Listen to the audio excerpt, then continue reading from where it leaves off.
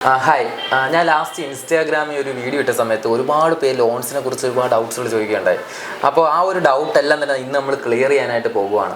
അതിനായിട്ട് ഇന്ന് എൻ്റെ കൂടെ ഉള്ളത് നമ്മുടെ ലോൺ കൺസൾട്ടൻ്റായ അരുൺ ജോസ് ആണ്. നമുക്ക് നിങ്ങളുടെ ഡൗട്ടുകളെല്ലാം തന്നെ പരമാവധി ഞാൻ ഇദ്ദേഹം ചോദിച്ച് ക്ലിയർ ചെയ്യുന്നതായിരിക്കും.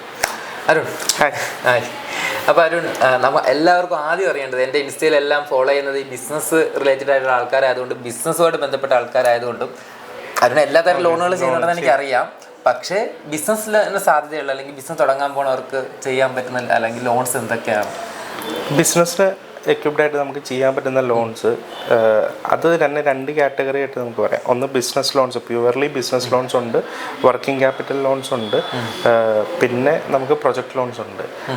ഈ വർക്കിംഗ് ക്യാപിറ്റൽ ലോൺസ് എന്ന് പറഞ്ഞു കഴിഞ്ഞാൽ അവരുടെ ഡേ ടു ഡേ കാര്യങ്ങൾ നടന്നു പോകാനായിട്ട് ചെയ്യുന്ന ലോൺസാണ്.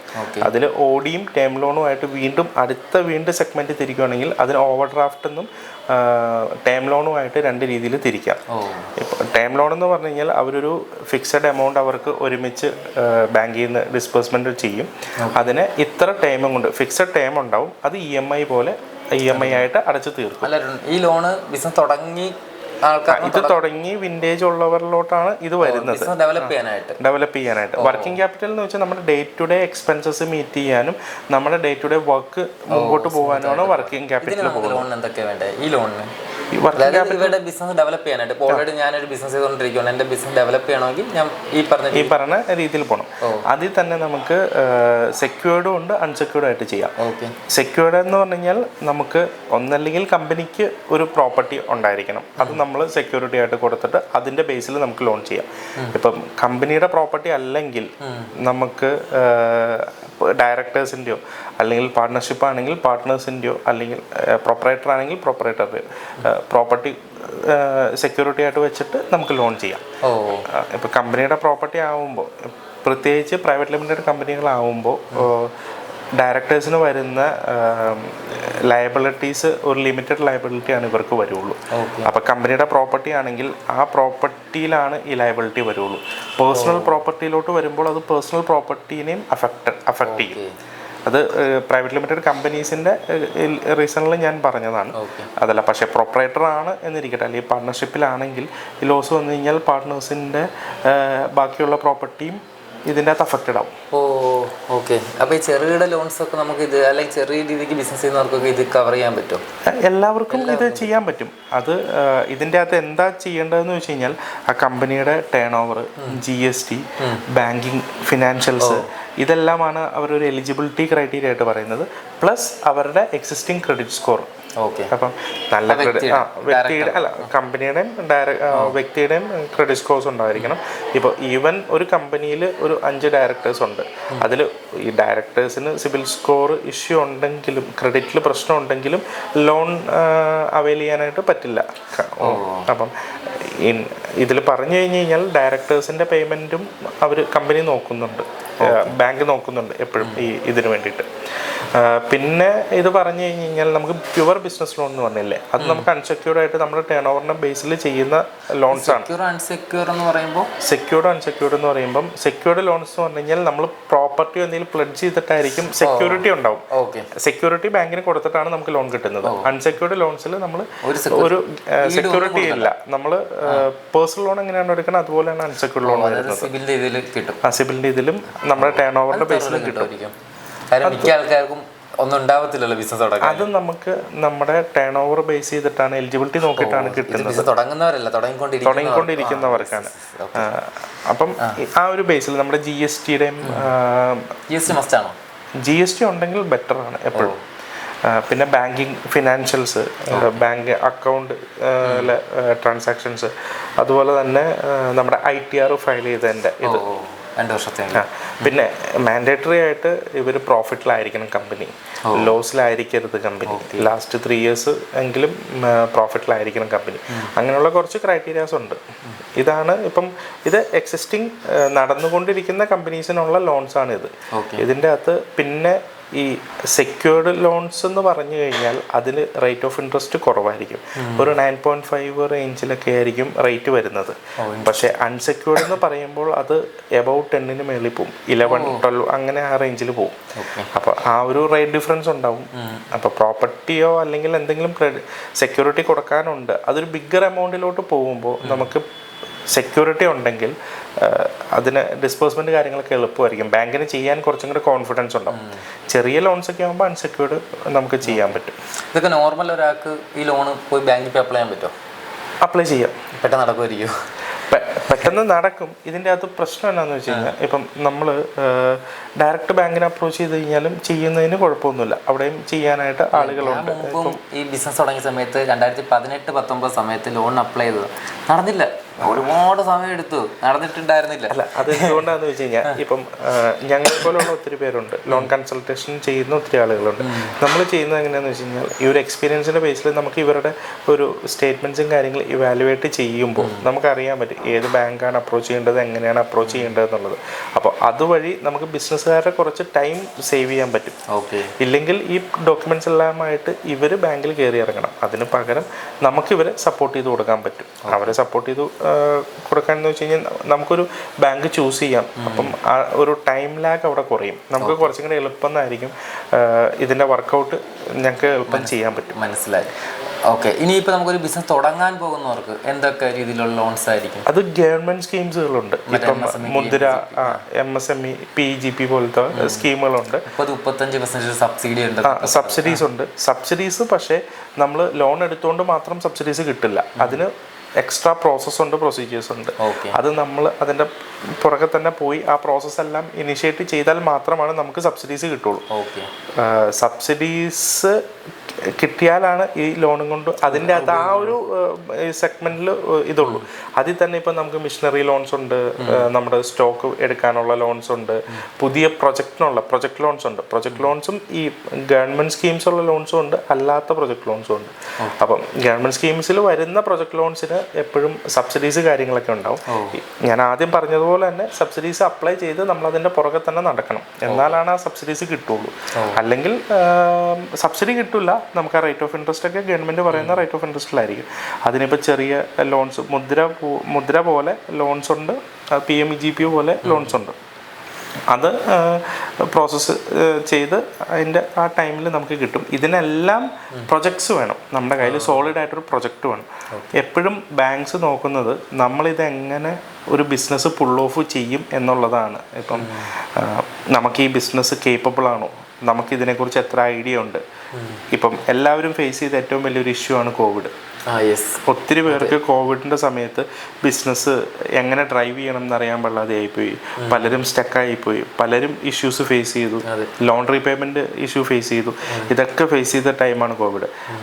ബാങ്ക് ഫസ്റ്റ് നോക്കുമ്പോൾ റീപേയ്മെൻറ്റ് ഇഷ്യൂ ഫേസ് ചെയ്തിട്ട് അവരതിൽ നിന്ന് റിക്കവറായി വീണ്ടും ഇത് പേയ്മെൻറ്റ് ഓണാക്കാൻ പറ്റിയോ.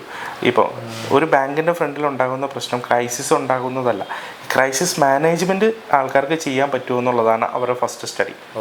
അത് സ്ട്രോങ് ആയിട്ട് പറ്റുന്ന ഒരാളെ സംബന്ധിച്ച് പ്രൊജക്റ്റായിട്ട് പോയി കഴിഞ്ഞാൽ, ഈ പ്രൊജക്ട് ലോൺസ് പോയി കഴിഞ്ഞാലാണ് അവരുടെ ഒരു എല്ലാവർക്കും ഒരു ഇതുണ്ട്, സ്റ്റഡി ചെയ്യാനായിട്ട് ഒരു ടീമുണ്ട്. അവർ ഇതിനെക്കുറിച്ച് കൂടുതലായിട്ട് സ്റ്റഡി ചെയ്തിട്ടാണ് പ്രൊജക്ട് ലോൺസ് നമുക്ക് ഇഷ്യൂ ചെയ്യുന്നത്. സത്യം പറഞ്ഞാൽ ആ ലോൺസ് കുറച്ച് പാടുള്ള കാര്യമാണ്. കുറച്ച് വർക്ക് കൂടുതലാണ്, എഫേർട്ട് കൂടുതലാണ്. അതിന് പ്രൊജക്ട് ലോൺസ് വേണം. അതൊരു CA ആയിരിക്കും പ്രൊജക്ട് ചെയ്യുന്നത്. ഞാൻ പണ്ട് അപ്ലൈ ചെയ്തത് ഇത് എനിക്ക് PMGP എന്ന ലോണായിരുന്നു. ഞാൻ അപ്ലൈ ചെയ്തത് എനിക്കൊന്ന് 13-15 ലക്ഷം ആയിരുന്നു. കിട്ടിയത് 6 ലക്ഷം. കിട്ടിയില്ല കേട്ടോ, ബാങ്ക് ഇതായി, പിന്നെ എടുത്തില്ല. അത് വീണ്ടും ഓടണം, എന്തൊക്കെ ഇതുണ്ട്. പിന്നെ ഈ പ്രൊജക്ട് ലോൺസ് ചെയ്യുമ്പം സ്ട്രോങ്ങർ പ്രൊജക്റ്റ് ആയിരിക്കണം നമ്മൾ വെക്കുന്നത്. ഈ പ്രൊജക്റ്റ് എത്രത്തോളം സ്ട്രോങ്ങർ ആവുമോ അത്രയും നല്ലതാണ്. നമ്മളും അതിൻ്റെ അകത്ത് ആ പ്രൊജക്റ്റ് കറക്റ്റായിട്ട് നമ്മൾ അഡോപ്റ്റ് ചെയ്തിട്ടുണ്ടായിരിക്കണം. ഇതിന് ഒരു നല്ലൊരു കൺസൾട്ടൻ്റ് ആയിട്ട് ഇപ്പോൾ CA ഒക്കെ ആയിട്ട് ലോൺസ് എടുക്കും, പക്ഷേ ലോൺസിനെ കുറിച്ച് ഒന്നും അറിയത്തില്ലായിരിക്കും. അല്ലെങ്കിൽ വരുന്ന പ്രശ്നങ്ങൾ പെട്ടെന്ന് അത്യാവശ്യത്തിന് നമ്മൾ പോയി ലോൺ എടുക്കുമ്പോൾ നമ്മൾ ഈവൻ റേറ്റ് പോലും ചിലർ നോക്കാറില്ല. എടുത്തു കഴിഞ്ഞിട്ടാണ് നമ്മൾ റേറ്റിനെ കുറിച്ച് ചിന്തിക്കുന്നത്. റീപേയ്മെന്റിന്റെ സമയത്താണ് അയ്യോ ഇത്രയാണോ എൻ്റെ EMI വരുന്നത് എന്നാലോചിക്കുന്നത്. എത്ര നാളടയ്ക്കണം, അത് ഈ EMI ഇപ്പം നമുക്കൊരു സർട്ടൻ ഇയർ പറഞ്ഞിട്ടുണ്ടാവും. ഇപ്പം ഒന്നല്ലെങ്കിൽ 1 ഇയർ ആയിരിക്കില്ല റീപേയ്മെൻറ്റ്, എന്തായാലും ഏറ്റവും മിനിമം 3 ഇയേഴ്സ് ആണ് റീപേയ്മെൻറ്റ് വരുന്നത്. അപ്പോൾ 3 ഇയേഴ്സ് 36 മന്ത്സ് റീപേയ്മെൻറ്റ് ചെയ്യുമ്പോൾ നമ്മളെടുത്ത ക്യാപിറ്റൽ വെച്ച് കമ്പയർ ചെയ്യുമ്പോൾ നമ്മൾ എത്രയാണ് ഇൻട്രസ്റ്റ് കൊടുക്കുന്നത് എന്നുള്ളത് ആയിരിക്കും അതിൻ്റെ അകത്ത് വരുന്നത്. ഈവൻ ബിസിനസ് ലോൺസ് എടുത്തു കഴിഞ്ഞാൽ ഇവർ നമുക്ക് പ്രീ ക്ലോഷർ ഓപ്ഷൻസ് ഉണ്ട്, പാർട്ട് പേയ്മെൻറ്റ് ഓപ്ഷൻസ് ഇല്ല. പ്രീ ക്ലോസ് ചെയ്യാം, പക്ഷെ പ്രീ ക്ലോസ് ചെയ്യുമ്പോൾ അതിന് ചാർജസ് വരും. അത് ഓരോരുത്തർക്കും ഓരോ ചാർജസ് ഉണ്ട് പ്രീ ക്ലോസ് ചെയ്യുന്നതിന്. ആ പ്രീ ക്ലോസിങ് ചാർജസ് വരും. നമുക്ക് പെട്ടെന്ന് കിട്ടുന്ന ലോൺ ഏതായിരിക്കും? ഒരു ബിസിനസ് ഇപ്പോൾ തുടങ്ങണം, എനിക്ക് ഒരു 3 മന്തിനുള്ളിൽ എനിക്ക് ലോൺ വേണം, ലോൺ കിട്ടി തുടങ്ങാം. അങ്ങനെ ലോൺ കിട്ടി തുടങ്ങാനാണെങ്കിൽ നമുക്ക് പ്രൊജക്ട് ലോണിലോട്ടാണ് പോകാൻ പറ്റുള്ളൂ. നമ്മുടെ എക്സിസ്റ്റിംഗ് നമ്മുടെ പ്രൊഫൈൽ ക്രിയേറ്റ് ചെയ്യണം. നമ്മൾ എന്തായിരുന്നു, നമുക്കത് എത്രത്തോളം അതിൽ എക്സ്പീരിയൻസ് ഉണ്ട് പുതിയ പ്രൊജക്റ്റ് ചെയ്യാൻ പോണതിൽ, അതെങ്ങനെ നമുക്ക് ബാങ്കിനെ കൺവിൻസ് ചെയ്യാൻ പറ്റും, ആ ബോർഡിനെ എങ്ങനെ കൺവിൻസ് ചെയ്യാൻ പറ്റും, ഇതെല്ലാം അതിൻ്റെ അകത്ത് വരുന്നതാണ്. പിന്നെ ഇപ്പോൾ ഈ പറഞ്ഞ പോലെ സ്റ്റാർട്ടപ്പിനും കുറേ ഫണ്ട്സുകളുണ്ട്. സ്റ്റാർട്ടപ്പ് ഫണ്ട്സിനെ കുറിച്ച് നല്ല അറിയാമോ? സ്റ്റാർട്ടപ്പ് ഫണ്ട്സും കുറച്ച് കാര്യങ്ങൾ അറിയാം. സ്റ്റാർട്ടപ്പും ഫണ്ട്സും കുറേ ഇതുണ്ട്. ഇപ്പോൾ IT തന്നെ, ഇവിടെ IT പാർക്കിൽ സ്റ്റാർട്ടപ്പ് മിഷൻ, ഇന്ത്യ മിഷൻ ഉണ്ട്. അവിടെ ഇപ്പോൾ പുതിയതായിട്ട് ബിടെക് കഴിഞ്ഞിട്ട് ചെല്ലുന്ന കുട്ടികൾക്ക് അവിടെ ഇൻക്യുബേഷൻ പോലെ അവർക്ക് അവിടെ ഇത് കിട്ടുന്നുണ്ട്. സ്റ്റാർട്ടപ്പ് ഫണ്ട്സ് ഉണ്ട്. നമുക്ക് ഇഷ്ടംപോലെ ഓപ്പർച്യൂണിറ്റീസ് ഉണ്ട്. ഇതിപ്പോൾ പറഞ്ഞു കഴിഞ്ഞ് കഴിഞ്ഞാൽ ഒരു 100-150 സ്കീംസ് ഉണ്ട് ഇതിൻ്റെ അകത്ത് പറയാനായിട്ട്. ഇതിൻ്റെ ബേസിക് പ്രൊസീജിയേഴ്സ് എല്ലാം സെയിം ആയിരിക്കും. നമ്മുടെ പ്രൊജക്റ്റും കാര്യങ്ങളും വെച്ചിട്ടായിരിക്കും നമ്മൾ ചെയ്യണത്. കൂടുതലും കുറച്ചിങ്ങനെ നാഷണലൈസ് ബാങ്ക്സിൽ കുറച്ചിങ്ങനെ ആക്സെപ്റ്റൻസ് ഉണ്ട്. ഈ ഗവൺമെൻറ് സ്കീംസിനെ, സെൻട്രൽ ഗവൺമെൻറ് സ്കീംസിനെയൊക്കെ അക്സെപ്റ്റ് ചെയ്യാനായിട്ട് കുറച്ചിങ്ങനെ നാഷണലൈസ് ബാങ്ക്സ് സമയമെടുക്കും. കുറച്ച് അതിന് ആ പ്രോസസ്സിന് അതിൻ്റെതായ ലെങ്ത് ഉണ്ട്. കാര്യം ഇത് നമുക്ക് ഇപ്പം ഒരു നോർമൽ റണ്ണിങ് ബിസിനസ് ആകുമ്പോൾ അവർക്ക് നമ്മുടെ ഫിനാൻഷ്യൽസ് മാത്രം നോക്കി ബാങ്കിന് ലോൺ തരാൻ പറ്റും. ഫിനാൻഷ്യൽസ് നോക്കി നമ്മളിപ്പോൾ സെക്യൂരിറ്റി കൊടുക്കുന്നുണ്ടെങ്കിൽ അതിൻ്റെ വാല്യുവേഷൻ നോക്കി നമ്മുടെ എലിജിബിലിറ്റിയും അത് മാച്ച് ചെയ്യുന്നുണ്ടെങ്കിൽ അതിനനുസരിച്ചുള്ള ലോൺ തന്നാൽ മതി. അവർക്ക് വേറെ ഹെഡ് ഏക്സ് ഒന്നുമില്ല. പക്ഷെ പുതിയൊരു പ്രൊജക്റ്റിന് അവർ ലോൺ ചെയ്യുമ്പോൾ എന്താ, ഇത് സ്റ്റഡി ചെയ്യണം. അതിനൊരു കമ്മിറ്റി ഉണ്ട്. അവരിത് പഠിച്ച് ഇതിൻ്റെ ഫീസിബിലിറ്റി അവർക്കും മനസ്സിലാവണമല്ലോ. ബാങ്ക് എപ്പോഴും ബാങ്കിൻ്റെ സേഫ്റ്റി നോക്കണം. ബാങ്ക് ലോൺ ചെയ്യുന്നത് ഒരിക്കലും ബാങ്ക് നമ്മൾ തന്നെ അവിടെ കൊടുത്തിരിക്കുന്ന പൈസയാണ്. അവർക്ക് അതിൻ്റെ അകത്ത് വരുന്ന പ്രോഫിറ്റ് എന്ന് പറഞ്ഞു കഴിഞ്ഞാൽ ഒരു ഡിഫറൻസ് മാർജിൻ വരുന്നുണ്ടല്ലോ. നമുക്ക് തരുന്ന ഇൻട്രസ്റ്റും ലോണിൽ ബാങ്കിന് കിട്ടുന്ന ഇൻട്രസ്റ്റും തമ്മിലുള്ള മാർജിൻ ആയിരിക്കും അവരുടെ പ്രോഫിറ്റ് വരുന്നത്. അപ്പോൾ ബാങ്ക് ഒരു പരിധിക്ക് അപ്പുറം റിസ്കിലോട്ട് പോയി കഴിഞ്ഞാൽ ബാങ്കിനെ അത് എഫക്ട് ചെയ്യും. ഏത് സ്കീമിനായാലും ബാങ്കിനെ എഫക്ട് ചെയ്യുള്ളൂ. ബാങ്കിൻ്റെ പ്രോഫിറ്റ് ഇല്ലാതെയാവും. ഇപ്പം നമ്മളൊരു പ്രോപ്പർട്ടി വെച്ചിട്ട് ലോൺ എടുത്തു. പ്രോപ്പർട്ടി വെച്ച് ലോൺ എടുത്തു കഴിഞ്ഞ് കഴിഞ്ഞാൽ റീപേയ്മെൻറ്റ് പ്രോപ്പർ ആയിരിക്കണം. അല്ലെങ്കിൽ ആ പ്രോപ്പർട്ടി ഇഷ്യൂസ് വന്നു കഴിഞ്ഞാൽ ആ പ്രോപ്പർട്ടി ബാങ്കിന് ഇത് അറ്റാച്ച്ഡ് ആവും. അതിൽ നമ്മൾ അറ്റാച്ച് ആയി പോയി കഴിഞ്ഞ് കഴിഞ്ഞാലും ഈ പ്രോപ്പർട്ടി അറ്റാച്ചായി ബാങ്കിന് കിട്ടി. പക്ഷെ പ്രോപ്പർട്ടി വൺസ് സെല്ല് ചെയ്താൽ മാത്രമാണ് ബാങ്കിന് ഈ പേയ്മെൻറ്റ് കിട്ടുന്നുള്ളൂ. അതുവരെ ബാങ്കിൻ്റെ പേയ്മെൻറ്റ് അവിടെ ഹോൾഡ് അല്ലേ. അപ്പോൾ ബാങ്കിൻ്റെ സൈഡിൽ നിന്ന് നോക്കുമ്പോഴും അത് റിസ്ക് ഉണ്ട് അതിൽ.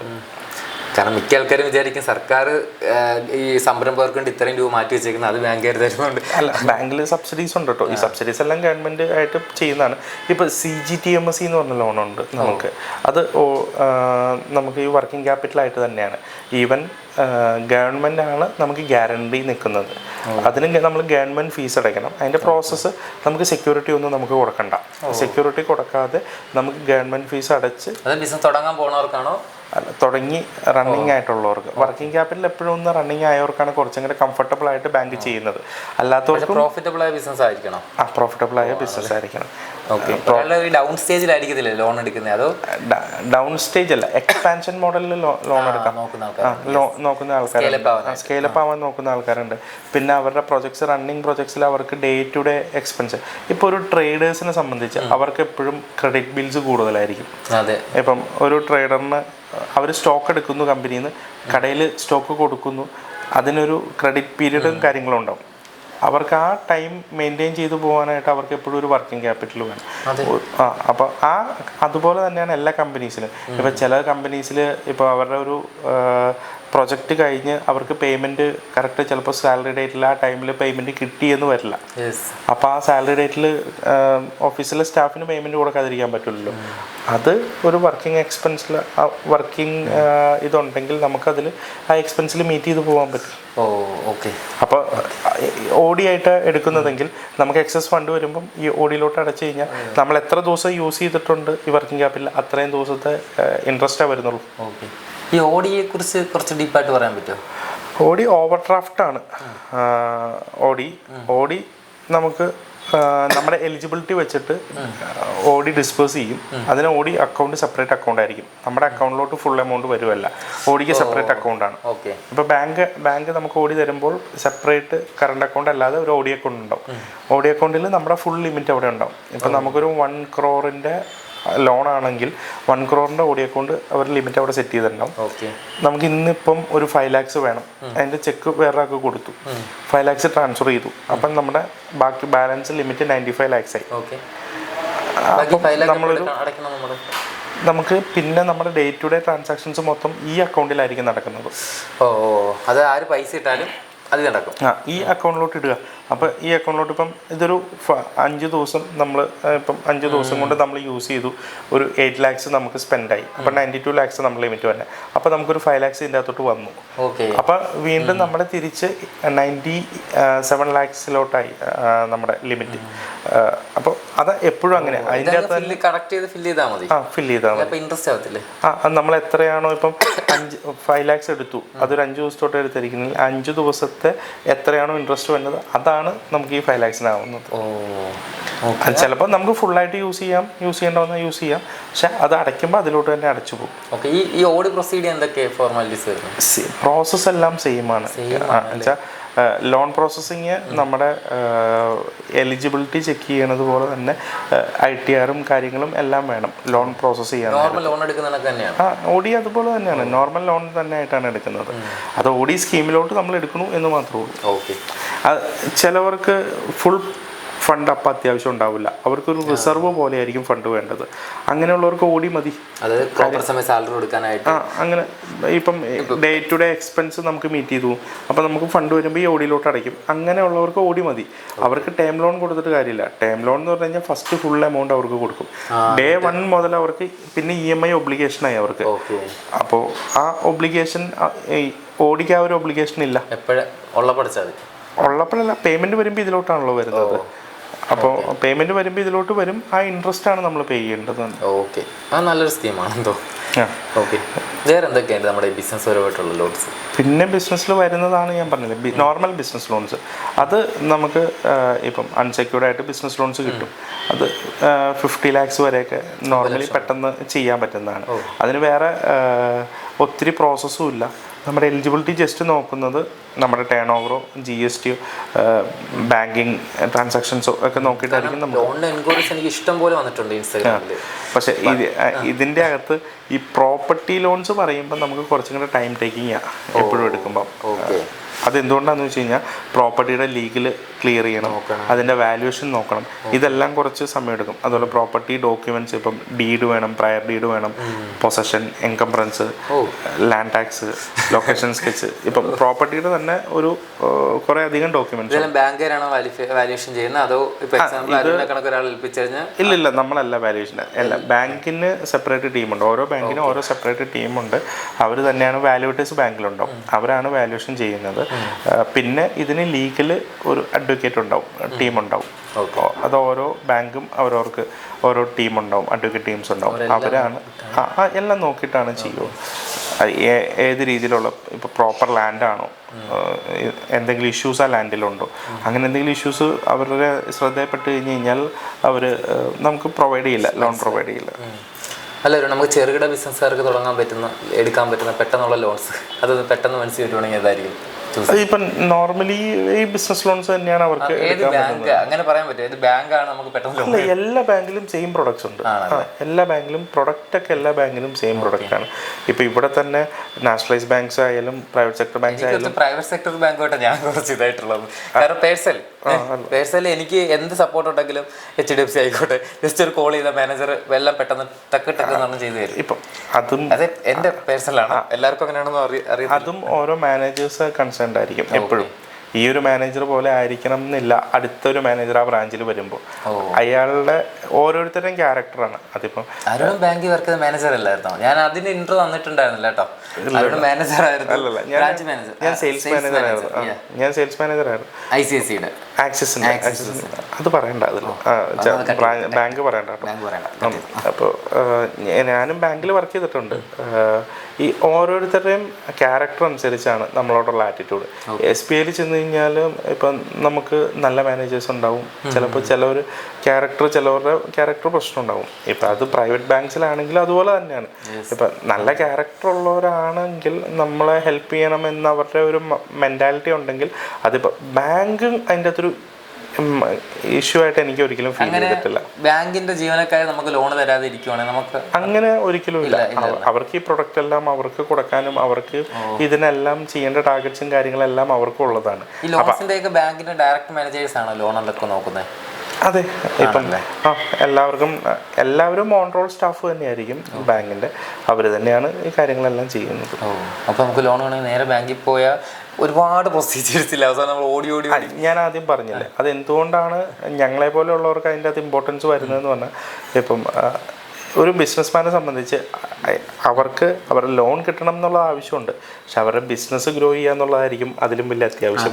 അവരതിൻ്റെ പുറകെ നിൽക്കുമ്പോൾ ബാങ്ക് കയറി ഇറങ്ങി ഒരു ബാങ്കിൽ സമയമല്ലേ നമുക്ക് വാല്യൂ.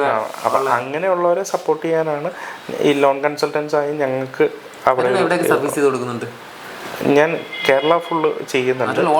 ബിസിനസ് ലോൺ മാത്രമല്ലല്ലോ ചെയ്യുന്നത്? ബിസിനസ് ലോൺ മാത്രമല്ല, ഞാൻ എൻ്റെ എല്ലാ ലോൺസും ചെയ്യുന്നുണ്ട്. എന്തൊക്കെ ലോണാണ് ചെയ്യുന്നത്? ഞാൻ ഹോം ലോൺ ചെയ്യുന്നുണ്ട്, ലോൺ അഗൈൻസ്റ്റ് പ്രോപ്പർട്ടി മോർഗേജ് ചെയ്യുന്നുണ്ട്, ബിസിനസ് ലോൺസ് ചെയ്യുന്നുണ്ട്, പ്രൊജക്ട് ലോൺ ചെയ്യുന്നുണ്ട്, ഓട്ടോ ലോൺ ചെയ്യുന്നുണ്ട്. എല്ലാ ലോൺസും ചെയ്യാം നമുക്ക്. അരുണ് എത്ര നാളായി ഈ ഒരു മേഖലയിൽ? ഞാൻ 14 years ആയിട്ട് ബാങ്കിങ് ഉണ്ടായിരുന്നു. ഞാനിപ്പോൾ ഒരു 1 year ആയിട്ട് ഞാൻ ഇൻഡിപെൻഡൻ്റ് ആയിട്ട് ഞാൻ ലോൺസ് ചെയ്യുന്നുണ്ട്. പിന്നെ ഇതെല്ലാം നമുക്ക് എക്സിസ്റ്റിംഗ് ക്ലയൻസിൻ്റെ റെഫറൽസും കാര്യങ്ങളൊക്കെ ആയിരിക്കും ആദ്യം വരുന്നത്. ഇപ്പോൾ ഏറ്റവും കൂടുതൽ ഈ ഫിനാൻഷ്യൽ സെക്ടറിൽ നമ്മൾ ഡയറക്റ്റായിട്ട് ഒരു പരിചയമില്ലാത്ത ഒരാളെ ചെന്ന് കഴിഞ്ഞ് കഴിഞ്ഞാൽ അവർക്ക് അക്സെപ്റ്റ് ചെയ്യാൻ മടിയുണ്ടാവും. കാര്യം ഇഷ്ടംപോലെ സ്കാംസും കാര്യങ്ങളൊക്കെ ഇപ്പോൾ നടക്കുന്നുണ്ട്. അപ്പോൾ അതുകൊണ്ട് തന്നെ നമ്മൾ എക്സിസ്റ്റിംഗ് ക്ലയൻസിൻ്റെ റെഫറൽസും നമ്മൾ അവിടെ നിന്ന് ജെനുവിനിറ്റി വേണം. പിന്നെ വിളിച്ചെടുക്കണം, എടുക്കായിരുന്നു അവരപ്പോഴേ വിശ്വസിക്കും. കാരണം പിന്നെ കൂടുതലും പൈസ പറ്റിക്കുന്ന ആൾക്കാരാണ് ഇപ്പോൾ. ഒരു സമയത്ത് അത് ഇവിടെ അത്രയൊന്നുമില്ല, പക്ഷെ വേറെ പല സ്ഥലത്തും ഇഷ്ടംപോലെ ആളുകൾ ചെയ്യുന്നുണ്ട്. ഇപ്പം തന്നെ പല സ്ഥലത്തും ഞങ്ങൾ ചെയ്തു തരാം എന്നും പറഞ്ഞുകൊണ്ട് എമൗണ്ടുകൾ മേടിച്ചിട്ട് പിന്നെ അവരെ വിളിച്ചാൽ പോലും കിട്ടാത്ത ആളുകളുണ്ട്. അത് ഈ ഫീൽഡ്, അതിപ്പോൾ ഈ ഫീൽഡിലെന്നല്ല എല്ലാ ഫീൽഡിലും ഈ സെയിം സാധനങ്ങൾ വരുന്നുണ്ട്. അപ്പോൾ അതിൽ നമ്മൾ എത്രത്തോളം ജെനുവിനാവാൻ പറ്റും എന്നുള്ളതാണ് അത് നമ്മുടെ ക്യാരക്ടറായിട്ട് നിൽക്കും. അതെ അതെ അതെ. നമുക്ക് ഇനിയിപ്പം ഓൾമോസ്റ്റ് ഇപ്പോൾ ലോൺസിൻ്റെ കുറച്ച് എടുക്കുമ്പോൾ ശ്രദ്ധിക്കേണ്ട കാര്യങ്ങളും അല്ലേ, ഇനിയിപ്പോൾ ലോൺ എടുക്കുമ്പോൾ ശ്രദ്ധിക്കേണ്ട കാര്യങ്ങൾ എന്താ? ഈ ലോൺ പ്രോപ്പറായിട്ട് അടച്ചില്ലെങ്കിലോ ഏത് ലോണും അടച്ചില്ലെങ്കിൽ നമുക്ക് ഏറ്റവും കൂടുതൽ പ്രശ്നം വരാൻ പോകണം, നമ്മുടെ സിബിലിൽ അത് അഫക്റ്റ് ആവും. സിബിലല്ല, ക്രെഡിറ്റ് റിപ്പോർട്ട് എന്ന് പറയാം. നമുക്ക് ഇപ്പം പല ക്രെഡിറ്റ് റിപ്പോർട്ട്സ് ഉണ്ട് ഇവിടെ. എക്സ്പീരിയൻ ഉണ്ട്, ക്രിഫ് ഉണ്ട്, സിബിലുണ്ട്. ഇവിടെ ഇതിലെല്ലാത്തിലും നമ്മുടെ ഡിഫോൾട്ട് ആണെങ്കിൽ അത് എത്ര ദിവസമാണ് ഡിഫോൾട്ട് എന്ന് വരെ അതിൻ്റെ അകത്ത് കാണിക്കുന്നുണ്ട്. 1 day ആണെങ്കിൽ 1 day, 2 day ആണെങ്കിൽ 2 day. ഇപ്പം ചിലവർക്കൊക്കെ മിസ്സാവും. ചിലപ്പോൾ ചില പേയ്മെൻറ്റ്സ് മിസ്സാവുന്നത് നമ്മുടെ 1, 2, 3 അക്കൗണ്ട് പലർക്കും കാണും. അപ്പോൾ ചിലപ്പം ഈ EMI പോകുന്ന അക്കൗണ്ടിലായിരിക്കുമല്ലോ ഫണ്ട് കിടക്കുന്നത്, സെക്കൻഡറി അക്കൗണ്ടിൽ ഫണ്ട് കിടപ്പുണ്ടാവും. ആ ദിവസം ചിലപ്പോൾ ഇങ്ങോട്ട് മാറ്റിയിടാൻ മറന്നു പോയതായിരിക്കാം. ഹ്യൂമനാണ്, അപ്പം നമുക്ക് എറേഴ്സ് പറ്റാം. അപ്പം നമ്മൾ ചിലപ്പോൾ തിരക്കിലായിരിക്കും. പക്ഷെ അത് എന്താ ചെയ്യേണ്ടതെന്ന് വെച്ചാൽ, അങ്ങനെ ഒരു ഇഷ്യൂ ഉണ്ടായെന്ന് അറിഞ്ഞാൽ ആ സ്പോട്ടിൽ തന്നെ നമ്മൾ പേയ്മെൻറ്റ് ചെയ്യുക എന്നുള്ളതാണ്. നമുക്ക് അവിടുത്തെ എക്സിക്യൂട്ടീവിനായിട്ട് കണക്ട് ചെയ്താൽ അവരൊരു ലിങ്ക് തരും. ആ ലിങ്ക് ത്രൂ നമുക്ക് പേയ്മെൻറ്റ് ചെയ്യാം. അവർക്ക് ആ ബാങ്കിൽ തന്നെ കണക്ട് ചെയ്യുക, അല്ലെങ്കിൽ നമുക്ക് ബാങ്കിൽ പോയി അടയ്ക്കാൻ പറ്റുമെങ്കിൽ അടയ്ക്കുക. ഇല്ലെങ്കിൽ നമുക്ക് ആപ്പ് ഉണ്ടാവുമല്ലോ, നമ്മുടെ മൊബൈലിൽ ആപ്പ് ഉണ്ടാവും. ആ ആപ്പിൽ ഓൾറെഡി ലിങ്ക്ഡ് ആയിരിക്കും ഈ അക്കൗണ്ട്. അതിൽ കയറി നമ്മൾ ആ പേയ്മെൻറ്റ് ഫസ്റ്റ് അന്ന് തന്നെ അടയ്ക്കാം, 2 ദിവസത്തിനുള്ളിൽ അടയ്ക്കാം. ഇത് 3 സ്ലാബ് ഉണ്ട്. വിതിൻ 30 days ഉണ്ട്, വിതിൻ 60 days ഉണ്ട്. ഏത് ലോണായാലും എബോവ് 90 days ഉണ്ട്. 90 daysന് എബോവ് പേയ്മെൻറ്റ് അടയ്ക്കാതിരുന്നിട്ടുണ്ടെങ്കിൽ NPA അക്കൗണ്ടിലോട്ട് പോകും, നോൺ പെർഫോമിംഗ് അസറ്റ് അക്കൗണ്ടിലോട്ട് പോകും. നോൺ പെർഫോമിംഗ് അക്കൗണ്ടിൽ വൺസ് അതിൽ വന്നു കഴിഞ്ഞ് കഴിഞ്ഞാൽ പിന്നെ ലോൺസ് കിട്ടുന്നത് ഭയങ്കര പാടാണ്. ഈവൻ 60 days അബോവ് പോയാൽ പോലും നമുക്ക് ബാങ്ക്സ് നോക്കുമ്പോൾ എന്താ, നമ്മുടെ ട്രാക്കാണ് അവിടെ നോക്കുന്നത്. ഇവൻ എടുത്ത് അടയ്ക്കുന്നുണ്ടോ വൺസ് ഇൻ എ വൈൽ. ഇപ്പോൾ കോവിഡ് പോലെയുള്ളൊരു ഇഷ്യൂ വന്ന സമയത്ത്, ക്രിട്ടിക്കൽ വന്ന സമയത്ത് അയാൾക്ക് എന്തെങ്കിലും ഒരു ഫിനാൻഷ്യൽ ക്രിഞ്ച് ഉണ്ടായി അടയ്ക്കാൻ പറ്റിയില്ല, പക്ഷെ അയാൾ അത് കഴിഞ്ഞിട്ട് അത് ക്ലിയർ ചെയ്തു. അത് അയാൾക്കൊരു പോസിറ്റീവ് ആവുള്ളൂ. പക്ഷെ അല്ലാതെ മനഃപൂർവ്വമായി എല്ലാ എടുക്കുന്ന ലോൺസ് എല്ലാം ഇഷ്യൂസ് വരുന്ന ആളുകളുണ്ട്. അവർക്ക് എല്ലാ ലോണും ട്രാക്ഡ് ആണ്. എല്ലാം ഏതെങ്കിലുമൊക്കെ ആയിട്ട് ഇതിൽ ക്രെഡിറ്റ് റിപ്പോർട്ടിൽ എപ്പോഴും കണക്റ്റഡ് ആയിരിക്കും. ഓക്കെ. ഇനി എന്തൊക്കെ നമ്മൾ ശ്രദ്ധിക്കേണ്ട ലോണൊക്കെ എടുക്കുമ്പോഴും? ലോൺ എടുക്കുമ്പോൾ നമ്മൾ നോക്കേണ്ടത്, നമുക്ക് നമ്മുടെ റേറ്റ് ഓഫ് ഇൻട്രസ്റ്റ് ചോദിക്കുക ആദ്യം തന്നെ. അത് ഫ്ലെക്സിബിൾ ആണോ ചോദിക്കുക. പിന്നെ അതുപോലെ തന്നെ ഇത് ഫിക്സഡ് ആണോ എന്ന് ചോദിക്കുക. ഇപ്പം ഫിക്സഡ് അല്ല, നോർമലി എല്ലാ ലോൺസും തന്നെ ഫ്ലെക്സിബിൾ ആയിരിക്കും. റിപ്പോ റേറ്റിൽ എപ്പോഴും വ്യത്യാസം വരും. നമ്മളെപ്പോഴും കേട്ടിട്ടുണ്ട്. ഇപ്പോൾ വീണ്ടും റിപ്പോ റേറ്റ് ഇപ്പം റീസെൻ്റ്ലി റിപ്പോ റേറ്റ് RBI കുറച്ചിട്ടുണ്ടായിരുന്നു. എന്താ repo rate? Repo rate RBI ഒരു മിനിമം റേറ്റ് ഫിക്സ് ചെയ്യും. അതാണ് റിപ്പോ റേറ്റ് പറയുന്നത്.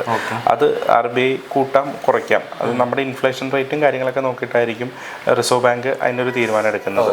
അപ്പോൾ റെപ്പോ റേറ്റ് കുറയ്ക്കുമ്പോൾ അതനുസരിച്ച് ഇൻട്രസ്റ്റ് ഇത് കുറയ്ക്കണം. അപ്പോൾ നമ്മുടെ ഇൻട്രസ്റ്റ് ഫിക്സ്ഡ് ആണെങ്കിൽ, ഇപ്പം നമ്മൾ 9% ഹോം ലോൺ എടുത്തു, ഇപ്പം റെപ്പോ റേറ്റ് കുറഞ്ഞിരിക്കുവാണ്, ഇപ്പോഴും 9% തന്നെയായിരിക്കും നമുക്ക് റേറ്റ് വരുന്നത്. അതേസമയത്ത് ഫ്ലെക്സിബിൾ ആണെങ്കിൽ നമ്മൾ കുറയണനുസരിച്ച് ബാങ്ക് നമുക്കത് കുറച്ച് തരും. അത് നല്ലതാണ് എപ്പോഴും. അത് അപ്പോൾ ഈ കാര്യങ്ങൾ ബിസിനസ് ലോൺസിനല്ല, നോർമലി കുറയ്ക്കുന്നത് ഹോം ലോൺസ് കാര്യങ്ങൾക്കൊക്കെ ആയിരിക്കും എപ്പോഴും കുറയ്ക്കുന്നത്. അപ്പോൾ ആ ഒരു ഇതിൽ എടുക്കുന്നതായിരിക്കും ഫ്ലെക്സിബിൾ ആയിട്ട് എടുക്കുന്ന ആ റേറ്റ് എടുക്കണമായിരിക്കും നല്ലത്. പിന്നെ EMI ചോദിക്കാം. ലോൺ എടുക്കുമ്പോൾ ഈ കാര്യം ശ്രദ്ധിക്കണം. പിന്നെ ഇപ്പോൾ ഹോം ലോൺസിൽ പറയുവാണെങ്കിൽ നമുക്ക് കുറച്ച് ഓപ്ഷൻസ് ഉണ്ട്. ഇപ്പോൾ നമുക്ക് പാർട്ട് പേയ്മെൻറ്റ് ചെയ്യാം. അത് ബിസിനസ് ലോൺസിൽ ആ ഓപ്ഷൻ ഇല്ല. പാർട്ട് പേയ്മെൻറ്റ് നമുക്കിപ്പോൾ ഒരു 1 crore ലോൺ എടുത്തു, നമ്മൾ എല്ലാ മാസവും കറക്റ്റായിട്ട് EMI അടച്ചു പോകുന്നു. നമുക്ക് ഒരു വർഷം കഴിയുമ്പോഴത്തേക്ക് നമ്മുടെ കയ്യിൽ ഒരു 5 ലക്ഷം 10 ലക്ഷം അഡീഷണൽ വന്നു. നമുക്കിത് പ്രിൻസിപ്പളിലോട്ട് അടയ്ക്കാം. അതായത് ആഡ് ഓൺ ചെയ്ത് അടയ്ക്കാം. അത് ഇൻട്രസ്റ്റിലോട്ടല്ല, പ്രിൻസിപ്പളിലോട്ട്, നമ്മുടെ ബേസിക് എമൗണ്ടിലോട്ട് അടയ്ക്കാം. പ്രിൻസിപ്പളിലോട്ട് അടച്ചു കഴിയുമ്പോൾ നമുക്ക് ഈ ലോൺ വീണ്ടും 2 രീതിയിൽ ഇത് ചെയ്യാം. കാര്യം EMI ഒന്നല്ലെങ്കിൽ EMI കുറയ്ക്കാം, അല്ലെങ്കിൽ ടെന്യൂർ കുറയ്ക്കാം. അതിലെപ്പോഴും നമുക്ക് ക്ലയൻറ്റിനെ സംബന്ധിച്ച് ബെനിഫിറ്റ് ടെന്യൂർ കുറയ്ക്കുന്നതായിരിക്കും. കാര്യം എത്രയും നേരത്തെ ലോൺ തീരും, അത്രയും കുറച്ച് നാളത്തെ ഇൻട്രസ്റ്റ് കൊടുത്താൽ മതി. ക്ലയൻറ്റിനെ സംബന്ധിച്ച് അതായിരിക്കും എപ്പോഴും ലാഭകരമായിട്ട്. അല്ല, ബാങ്ക്സ് എല്ലാം തന്നെ ഇപ്പോൾ പറയാറുണ്ട്. നോർമലി എല്ലാ ബാങ്ക്സും EMIയുടെ ടെന്യൂർ കുറയ്ക്കാനായിട്ടാണ് പറയാറ്. അപ്പോൾ അത് ബാങ്ക്സ് ആരും ഇപ്പം അങ്ങനെ പറ്റിക്കാനായിട്ടൊന്നും ആരെയും ചെയ്യാറില്ല. അവരും നന്നായിട്ട് തന്നെ ഗൈഡ് ചെയ്യണേ. എല്ലാവരും ഇഷ്ടംപോലെ ആളുകൾ ബാങ്കിലുള്ള എല്ലാവരും നല്ല രീതിയിൽ തന്നെയാണ് ക്ലയൻസിനെ ഹാൻഡിൽ ചെയ്യുകയും എല്ലാം ചെയ്യുന്നത്. ഓക്കെ. ഇനി ഈ കാര്യങ്ങളൊക്കെ ശ്രദ്ധിച്ചാൽ മതി. ലോൺ എടുക്കുന്ന സമയത്ത് മെയിനായിട്ട് ശ്രദ്ധിക്കേണ്ട കാര്യങ്ങൾ ഇതൊക്കെയാണ്. റേറ്റും നമ്മുടെ EMI എത്രയാണ്, അതിൻ്റെ ഡേറ്റ് പ്രത്യേകമായി നോട്ട് ചെയ്ത് വയ്ക്കുക. ആ ഡേറ്റിൽ നമ്മുടെ ഏത് അക്കൗണ്ടിൽ നിന്നാണെന്നുള്ളത് നമ്മൾ ആദ്യം കൺഫേം ചെയ്യുക. ആ അക്കൗണ്ടിൽ ഫണ്ട് ബാലൻസ് കീപ്പ് ചെയ്യുക. ലോൺ എടുത്ത് കഴിഞ്ഞിട്ട് എന്തൊക്കെ പേപ്പർ മേടിക്കണം എന്നൊക്കെ ഇടയ്ക്ക് ഇപ്പോൾ റീലിലൊക്കെ വന്ന് ഭയങ്കര ഇതാണ്. ലോൺ അടച്ച് കഴിഞ്ഞിട്ട് എന്തൊക്കെ സാധനം നമ്മൾ അത് നോൺ ഒബ്ലിഗേഷൻ സർട്ടിഫിക്കറ്റ് ഉണ്ട്. അപ്പം അത് എല്ലാ ബാങ്കും ഇഷ്യൂ ചെയ്യുന്നതാണ്. നമ്മൾ ലോൺ അടച്ച് തീർത്ത് കഴിഞ്ഞാൽ എല്ലാവരും ഇഷ്യൂ ചെയ്യുന്നുണ്ട്. ജസ്റ്റ് നമ്മൾ ചോദിച്ചാൽ അവരപ്പം തന്നെ തരും. ക്ലോഷർ ലെറ്റർ, നമ്മൾ ലോൺ നേരത്തെ അടച്ച് തീർക്കണമെങ്കിൽ അതിന് ഒരു ക്ലോഷർ ലെറ്റർ ചോദിക്കും നമുക്ക്. അപ്പോൾ എത്ര എമൗണ്ടാണ് അടയ്ക്കാനുള്ളതെന്ന് അവർ അതിൻ്റെ അകത്ത് മെൻഷൻ ചെയ്തിട്ടുണ്ടാവും. അത് നമ്മൾ അടച്ച് തീർക്കുക. അത് കഴിഞ്ഞ് കഴിയുമ്പോൾ നോൺ ഒബ്ലിഗേഷൻ സർട്ടിഫിക്കറ്റ് മേടിക്കുക, NOC നമ്മൾ ബാങ്കിൽ നിന്ന് മേടിക്കുക. അതുകൊണ്ട് ഇനിയിപ്പോൾ ഞാൻ ഇനി ചോദിക്കാൻ വേണം ബിസിനസ്സുമായിട്ട് ബന്ധപ്പെട്ടല്ല, എങ്കിലും ഈ മൊബൈൽ ആപ്പ് വഴി ലോൺ എടുക്കുന്ന ഒരു കൂട്ടം യുവാക്കളുണ്ട്. ഇപ്പോൾ അവർ അറിയേണ്ട കുറച്ച് കാര്യങ്ങളും പ്രശ്നങ്ങളും അതും ഇതും. മൊബൈൽ ആപ്പ് വഴി എടുക്കുന്നത് എത്രത്തോളം സേഫാന്ന് ഉള്ളത് ഇപ്പം നമ്മൾ തന്നെ ഇൻട്രസ്റ്റ് ഭയങ്കര ഹയർ ഇൻട്രസ്റ്റ് ആണ്. ഷോർട്ട് ടൈമാണ്. അതൊന്നും സെക്യൂർഡോ അല്ലെങ്കിൽ രജിസ്റ്റേർഡ് ഫേംസോ പോലും ആയിരിക്കില്ല. നമ്മൾ മൊബൈലിൽ എപ്പോഴും ലോൺ എടുക്കുമ്പോൾ ഉണ്ടാകുന്ന പ്രശ്നം, മൊബൈൽ നമ്മൾ എല്ലാത്തിനും അലോ ചെയ്ത് കൊടുക്കുന്നുണ്ട്. അതെ ഭീഷണിപ്പെടുത്തി അല്ല, അലോ ചെയ്ത് കൊടുക്കുന്നത് വേറെ ഒന്നല്ല, നമ്മളിവിടെ സോഫ്റ്റ്വെയർ അലോ ചെയ്ത് കൊടുക്കുന്നുണ്ട്. നമ്മുടെ ഫോൺ ബുക്ക് അലൗഡഡ് ആണ്, നമ്മുടെ ഗാലറി അലൗഡഡ് ആണ്, മെസ്സേജസ് അലൗഡഡ് ആണ്, വാട്സപ്പ് അലൗഡഡ് ആണ്. ഈവൻ നമ്മുടെ ഫോൺ ഫുള്ള് അവർക്ക് എപ്പോഴും കൺട്രോൾ ചെയ്യാൻ പറ്റും. അപ്പോൾ ഇതെല്ലാം അലോ ചെയ്ത് കൊടുത്തിട്ടാണ് നമ്മൾ ലോൺ എടുക്കാൻ പറ്റുള്ളൂ. കാര്യം അത് ഓപ്പൺ ചെയ്യുമ്പം ഈ എല്ലാം ഏതെങ്കിലും ഒരെണ്ണം ഡിനേ ചെയ്ത് കൊടുത്തു കഴിഞ്ഞാൽ ഈ ആപ്പിലോട്ട് പോവില്ല. അപ്പോൾ ഇത് ഒരിക്കലും നമ്മളൊരു ബാങ്കിൽ നിന്ന് ലോൺ എടുക്കുവാണെങ്കിൽ ഇവരിതൊന്നും ചോദിക്കുന്നില്ല, നമ്മുടെ പ്രൈവസി ഡാറ്റ ഒന്നും ഒരിക്കലും ചോദിക്കുന്നില്ല. അപ്പോൾ ഇവരെന്തിനാണ് നമ്മുടെ പ്രൈവസി ഡാറ്റ ചോദിക്കുന്നത്? പ്രൈവസി ഡാറ്റ ചോദിക്കുന്നത് നമ്മൾ ഭീഷണിപ്പെടുത്താൻ വേണ്ടിയിട്ടാണ്. അപ്പോൾ ഇത് എത്രത്തോളം സെക്യൂർഡ് ആണെന്നുള്ളത് നമ്മൾ അതിൽ നിന്ന് തന്നെ ചിന്തിച്ചാൽ മതി. അത് പിന്നെ ഈ ഇത്രയും ഇൻട്രസ്റ്റിന് ഇപ്പോൾ 24%, 30% ഒക്കെ ഇൻട്രസ്റ്റിനായിരിക്കും അവർ ചെയ്യുന്നത്. 30% ഇൻട്രസ്റ്റിനൊക്കെ ലോൺ എടുത്തിട്ട് നമ്മൾ അതൊരിക്കലും നമുക്ക് ഇപ്പോഴത്തെ യുവാക്കൾക്ക് ഒരു എടുത്തുകാട്ടുണ്ടല്ലോ, പെട്ടെന്ന് പൈസ ഇടാനായിട്ടുണ്ടല്ലോ, അവർ പെട്ടെന്ന് കിട്ടുന്ന ഓപ്ഷനാണ് ചേട്ടാ മൊബൈൽ എടുക്കുന്നു, വീഡിയോ വെരിഫൈ ചെയ്യുന്നു, ഡോക്യുമെന്റ്സ് കൊടുക്കുന്നു, പെട്ടെന്ന് കിട്ടും. ഒരു അക്കൗണ്ടും മൊബൈലും നമ്മുടെ പാനും ആധാറും ഉണ്ടെങ്കിൽ ലോൺ കിട്ടി നമുക്ക് എടുക്കാൻ പറ്റും. പക്ഷെ അതെന്തിനാ എടുക്കുന്നത് എന്നുള്ളതാണ്. അല്ല, ഇടയ്ക്ക് പ്രശ്നങ്ങൾ ഭീഷണിപ്പെടുത്തുന്ന അതാണ്. നമ്മുടെ ഫോട്ടോ തന്നെ മോർഫ് ചെയ്ത് പലർക്കും അയച്ചു കൊടുക്കുന്നുണ്ട്. അതിൻ്റെ അകത്ത് അവര് വീട്ടിലോട്ട് വരുമോ, അവർക്ക് ലീഗലി ഒന്നും ചെയ്യുമൊന്നുമില്ല. പക്ഷെ ഇതിൻ്റെ അകത്തുള്ള ഇഷ്യൂസ് ബാധിക്കത്തില്ല. ചില കേസുകൾ സിബിലിനെ ബാധിക്കില്ല, ചിലത് പ്രോപ്പറായിട്ട് നടക്കുന്ന ആപ്പ് ലോൺസും ഉണ്ട്. അത് നമ്മൾ അടച്ചില്ലെങ്കിൽ അത് സിബിലിനെ ബാധിക്കും. അതിൻ്റെ അത് കറക്റ്റായിട്ട് കാണിക്കുകയും ചെയ്യും. അതിൻ്റെ റീപേയ്മെൻറ്റ്സും കാര്യങ്ങളൊക്കെ ആ ഒരു നോർമൽ രീതിയിൽ തന്നെയായിരിക്കും. മറ്റേത് ഇപ്പോൾ പല ഇതും 7 days 6 daysലോട്ടൊക്കെ കൊടുക്കുന്ന വളരെ ഷോർട്ട് ടൈം ലോണുകളുണ്ട്. അതൊന്നും സിബിലിൽ ഒരിക്കൽ പോലും റിഫ്ലക്ട് ചെയ്യാറുമില്ല, റിഫ്ലക്ട് ചെയ്ത് കണ്ടിട്ടുമില്ല. അതിൻ്റെ അകത്ത് വരുന്ന പ്രശ്നങ്ങളാണ്. അവർ ഏറ്റവും കൂടുതൽ അവർ ഭീഷണിപ്പെടുത്തുന്നത് നമ്മുടെ കോണ്ടാക്ട്സിലുള്ളവർക്ക് അവർ മെസ്സേജ് അയക്കും, വാട്സപ്പിൽ മെസ്സേജ് അയക്കും. ചിലപ്പോൾ നമ്മുടെ ഫേസ് ഉണ്ടാവും, നമ്മളെന്തായാലും ഈ വീഡിയോ റെക്കോർഡ് ചെയ്യുകയും ഫോട്ടോ എടുക്കുകയും ചെയ്യുമ്പോൾ നമ്മുടെ ഫോട്ടോ അതിൻ്റെ അകത്ത് വരുന്നുണ്ട്. നമ്മുടെ തല മാത്രവും വേറെ ആരുടെയോ ശരീരവും വെച്ച് പോൺ ആയിട്ടുള്ള ഫോട്ടോസ്, ന്യൂഡ് ഫോട്ടോസ് ആയിരിക്കും അവർ അയച്ചു കൊടുക്കുന്നത്. അപ്പോൾ അത് അങ്ങനെയാണ് അവർ റിക്കവറി സ്റ്റൈൽ, അതാണ് അവർ ചെയ്യുന്നത്. അതൊന്നും ഇപ്പം നമ്മൾ ഇത്രയും അവർക്ക് നമ്മുടെ ഫോൺ ആക്സസ് കൊടുത്തു കഴിയുമ്പോൾ തന്നെ അവർ നമ്മുടെ ഒട്ടും നമ്മൾ സെക്യൂർഡ് അല്ലാതെയാണ് അവർക്ക് എടുക്കുന്നത്. ശരിയാണ്. ഓക്കെ, അപ്പോൾ അത് എടുക്കാതിരിക്കുന്നതാണ് ഏറ്റവും നല്ലതല്ലേ? അതെടുക്കാതിരിക്കും എപ്പോഴും നല്ലത്. ഓക്കെ, കാരണം എല്ലാവരും പെട്ടെന്ന് പൈസ ഇട്ടാനായിട്ട് പെട്ടെന്ന് ചാടിക്കറി അങ്ങ് എടുക്കും. അത് സ്പോട്ടിൽ അപ്പം തന്നെ കിട്ടും. മറ്റേതിന് പ്രോസസ്സുണ്ട്, കാര്യങ്ങളുണ്ട്. ഇപ്പോൾ ഈവൻ ഏത് ലോണിനായാലും ഇതിനൊരു ടൈം റിക്വയർമെൻ്റ് ഉണ്ട്. ആ ടൈം എടുത്ത് അവരുടെ വെരിഫിക്കേഷനും പ്രോപ്പറും ക്ലിയർ കറക്റ്റായാൽ മാത്രമാണ് ബാങ്ക്സ് ലോൺ കൊടുക്കുന്നത്. ഇവർക്ക് വേറെ വെരിഫിക്കേഷൻസ് ഒന്നുമില്ല. വേറെ വെരിഫിക്കേഷൻ ഒന്നും ഇല്ലല്ലോ, നേരെ തരുവാണ്. സിബിൽ ഇല്ല, ഒന്നും നോക്കത്തില്ല തോന്നുന്നു. ഈവൻ ഇപ്പം ഈ പറഞ്ഞ പോലെ സിബിലിൽ അഫക്ട് ചെയ്യാത്ത ഒരു സിബിലൊന്നും നോക്കിയിട്ടൊന്നും അല്ല തരുന്നത്. അവർ നമ്മുടെ ഫോണിൻ്റെ കോണ്ടാക്റ്റിൻ്റെയും അല്ലെങ്കിൽ ഈ ഗാലറിയിൽ നമ്മൾ നമ്മുടെ ഫാമിലിയൊക്കെ ആയിട്ടുള്ള ഫോട്ടോസ് കാര്യങ്ങളൊക്കെ ഉണ്ടാവും. ശരിയാണ്. ഓക്കെ, ഇനി നമുക്ക് ലോൺസ് അല്ലെങ്കിൽ ബിസിനസ് ചെയ്യാൻ പോണവർക്ക് അല്ലെങ്കിൽ ബിസിനസ് ലോൺസ് എടുക്കാൻ പോണവർക്ക് വേറെ എന്തെങ്കിലും പറയാനായിട്ടുണ്ടോ? ഓൾമോസ്റ്റ് അരുണിന്റെ ഭാഗത്ത് നിന്ന് എനിക്ക് ഒരുപാട് കിട്ടി. എനിക്ക് മാത്രമല്ല, കാണുന്നവർക്ക് ഒരുപാട് അറിവ് കിട്ടിയിട്ടുണ്ട്. മെയിൻലി നമ്മൾ നോക്കേണ്ടത് നമുക്ക് എന്തിനാണ് ലോൺ എടുക്കുന്നത് എന്ന് ചിന്തിച്ചിട്ട് വേണം നമ്മൾ ലോൺ എടുക്കാൻ. അത് ഞാൻ പറഞ്ഞല്ലോ, നമുക്ക് അതിന് ആപ്റ്റായ ലോൺ എപ്പോഴും എടുക്കുക. ഓക്കെ, ഞങ്ങൾ ഏറ്റവും കൂടുതൽ ഒരാളെ ഇവാലുവേറ്റ് ചെയ്ത് അവരെ നമ്മൾ സ്റ്റഡി ചെയ്യാറുണ്ട്, എന്ത് ആണ് അവരുടെ റിക്വയർമെൻ്റ് എന്നുള്ളത്. അതനുസരിച്ചായിരിക്കും പ്രൊഡക്റ്റ് നമ്മൾ അവർക്ക് പറഞ്ഞു കൊടുക്കുന്നത്. ഇപ്പം ഒരു സ്ഥലം മേടിക്കാൻ ഒരു കമ്പനിക്ക് വേണ്ടിയിട്ട് ഒരു പുതിയ ബിൽഡിങ് പർച്ചേസ് ചെയ്യാൻ വരുന്ന ഒരാൾക്ക് ഓടി കൊടുത്തു കഴിഞ്ഞാൽ അവർക്കത് സ്യൂട്ടാവില്ല. കാര്യം അവർക്ക് ഫുൾ പേയ്മെന്റ് അപ്പം തന്നെ അവർക്ക് അറിയത്തില്ലല്ലോ, കാരണം അവർ ഈ ലോൺ എടുക്കാത്ത ആൾക്കാരായിരിക്കും, ബിസിനസ് ചെയ്യുന്ന ആൾക്കാർ. അപ്പം അവർക്ക് അത് സ്യൂട്ട് ആവില്ല. അവർക്ക് സ്യൂട്ട് ആവണത് എപ്പോഴും ടൈം ലോൺ ആയിട്ടായിരിക്കും അവർക്ക് സ്യൂട്ട് ആവണത്. പക്ഷേ ഇത് ഡേ ടു ഡേ ഇപ്പം വർക്കിംഗ് ക്യാപിറ്റലായിട്ട് പോണവർക്ക് കൂടുതലും വേണ്ടത് ഓടിയായിരിക്കും. അവർക്കൊരു റണ്ണിങ് ആ ബിസിനസ് റൺ ചെയ്യാൻ വേണ്ടിയിട്ടുള്ള ഫണ്ടാണ്. അപ്പം അവർക്ക് ഫണ്ട് എക്സസ് വരും. അപ്പോൾ ഇത് ഓടിയിലോട്ട് ഇട്ട് കഴിഞ്ഞാൽ അവർക്ക് ഇൻട്രസ്റ്റ് കൊടുക്കണ്ട. അങ്ങനെയുള്ളവർക്ക് ടൈം ലോൺ അവർ എടുക്കേണ്ട ആവശ്യമില്ല. അപ്പം നമ്മൾ എന്താണോ നമ്മുടെ ആവശ്യം അത് സ്റ്റഡി ചെയ്തിട്ട് അതിനനുസരിച്ചുള്ള പ്രൊഡക്റ്റ് ചൂസ് ചെയ്യണം. അതായിരിക്കും നല്ലത്. Okay, thank you. ഒരുപാട് കാര്യങ്ങളിപ്പോൾ നമുക്ക് ഈ ലോൺസിനെ കുറിച്ച് ഒരുപാട് കാര്യങ്ങൾ മനസ്സിലായെന്ന് വിശ്വസിക്കുന്നു. സോ ഇനി എന്തെങ്കിലും ഡൗട്ട് ഉണ്ടെങ്കിൽ ഒരു മെസ്സേജ് അയച്ചാൽ മതിയാവും. അരുണിൻ്റെ നമ്പർ ഞാൻ താഴെ കൊടുത്തിരിക്കാം. സോ ലോൺസ് വേണമെങ്കിൽ നിങ്ങൾ അരുണിനെ കണക്ട് ചെയ്യാവുന്നതാണ്. ഓക്കെ അരുൺ. അപ്പോൾ Arun all Kerala all India service ചെയ്യുന്നുണ്ട്, ഇപ്പോൾ ഓൾ കേരള സർവീസ് ഇപ്പോൾ ചെയ്തുകൊണ്ടിരിക്കുന്നുണ്ട്. ഓൾ ഇന്ത്യയും ചെയ്യുന്നുണ്ടല്ലോ അല്ലേ? നമുക്ക് ഞാൻ ഡയറക്റ്റ് എനിക്ക് എല്ലായിടത്തും എത്താൻ പറ്റില്ലെങ്കിലും നമുക്ക് പാർട്ട്നേഴ്സ് കണക്ട് ചെയ്യാൻ പറ്റും, എല്ലായിടത്തും ഏരിയാസിൽ കണക്ട് ചെയ്യാൻ പറ്റും, നമുക്ക് ചെയ്യാൻ പറ്റും. അത് ബിസിനസ് ലോൺ മാത്രമല്ല കേട്ടോ, ബാക്കി ഏത് ലോൺ ആയാലും വിശ്വസിച്ചിട്ട് കൂടെ കൊടുക്കുക, വേറെ ഒന്നുകൊണ്ടും പേടിക്കേണ്ട ആവശ്യമില്ല. ഓക്കെ, അപ്പോൾ thank you. Okay, thank you. Okay, thank you so much.